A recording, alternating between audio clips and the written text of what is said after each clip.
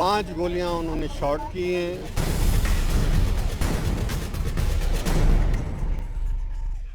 अमजद साबरी के कत्ल की तफ्तीश में पेशरफ्त हुई है और पुलिस ने एक मुबैना कातिल का खाका जारी कर दिया। खाका मोटरसाइकिल पर पीछे बैठे मुल्जिम का है जिसने टोपी पहनी हुई थी।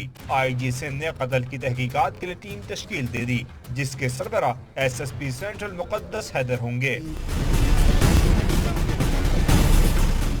अमजद साबरी पर लियाकताबाद 10 नंबर पर गोलियां बरसाई गई थीं। पुलिस के मुताबिक अमजद साबरी के सर में 2 और टांग में 1 गोली लगी जिससे वो मौके पर ही जा बहक हो गए। वाक़े के बाद पुलिस और रेंजर्स की भारी नफरी जाए वक़्फ़ा पर पहुंची और शवाहिद इकट्ठे किए। DI चीफ जुल्फ़िकार लड़क का कहना है कि मुल्ज़िमान ने 30 बोर का असला इस्तेमाल किया और 5 फायर किए। 2 मोटरसाइकिल सवार थे, उन्होंने 30 बोर का पिस्टल यूज़ किया है। 5 गोलियां उन्होंने शॉट की हैं। इनको हेड में गोली लगी है जो इनकी मौत का बायस बनी।